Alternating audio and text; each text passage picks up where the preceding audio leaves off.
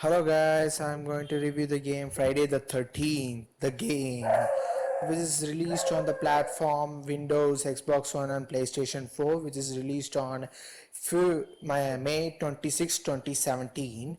Now coming back to the review, the games based on the movies generally don't play well. But there is special space in here reserved for games based on horror films like Alien Isolation, notwithstanding. All the major franchises from Halloween to The Nightmare of Elm Street to Saw have gotten a crack at the video game bat and we feed hard. But prefers one of the worst examples is the notorious Friday the 13th for NES, a miserable slog of game memorable only for its incredible broken difficulty and goofy cover art. Widely considered one of the worst games ever made, it's arguably the epitome of bad license game. Undoubtedly, Jason Voorhees is a movie killer most in need of game redemption. Redemption is exactly what the old hockey masked freak of nature has found in Friday the 13th, the game. Ilphonic is clearly a group of unabashed nerd of scene Canham, an iconic slasher franchise, speaking as one of the nerds. It's hard not to look in admiration at this love letter to celluloid go fest of Reagan era. From top to bottom, this is the authentic snapshot of the franchise high point, that sweet spot between the final chapter and the Jason Takes Manhattan. Hoda the doing the motion capture, Manfred behind the score, Savine at the drawing boards all here. Oh, and it's also the gate game. Yes, Friday the 13th is more than just a bunch of fan service, despite certainly being that Ilphonic asymmetric multiplayer game is a title takes a core concept behind Janky Dead by Daylight and does it a time times better. It seems as if the developers took note of that game, played it, then figured out what didn't work and did it better. The result is what feels like the first true marriage of good multiplayer and slasher flicks. Players have access to a whole smattering of teenagers, all varied in ages, gender, race, appearance, etc. Each character has a different allocations of start and has access to 3 perks. These perks are randomly generated and purchased game through the points earned by playing matches. Unlikely the broken system found in the lesser games, this ensures that the players won't just unlock certain perks at certain levels and then stick to them. That sort of skill stagnation is what kills games.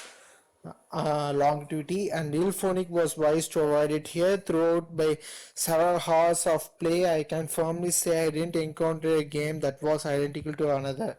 Part of that it is thanks to how dynamic the game flow is, how little is spelled out for the players. At first the 3 maps look like they might get stale, but looks like can be deceiving. Appearances are often deceptive, guys. Each playthrough gives players a different experience. There's always a smattering of things to repair, ranging from escape vehicle to the police boxes, but their placement is always radically different, as are the pieces required to fix them. Other items litter the environment like walkie-talkies and melang of weapons, but what appear to be random items and location generation will throw off players of every time. It helps too that Ilphonic doesn't spell everything out for the players. You might get an idea of what police box does, for example, but it's only through repairing them, using them, and finding the cops that you will truly grasp the system. There's nothing handfolding here, and because of that, good communication is encouraged. Communication might be my favorite part of the Friday the 13th game. In fact, if you want to survive, it's the best not to be total a dick, which is reliably just surviving an evil killer dude one on one. Different players will inevitably pick up each other in order to get everything squared away and escape.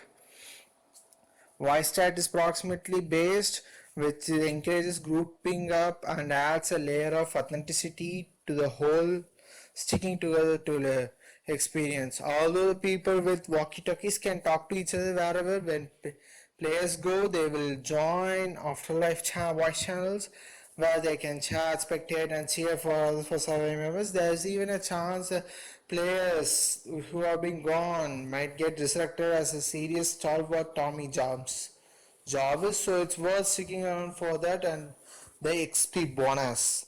It's also worth sticking around to see exactly Jason will take down his next target. Jason is a joy to watch and even more fun to play. Players get access to the whole pool of Jason's variations with Part 3 symphonic taking being the default. Each Jason is armed with different weapons and has different strengths to contend with.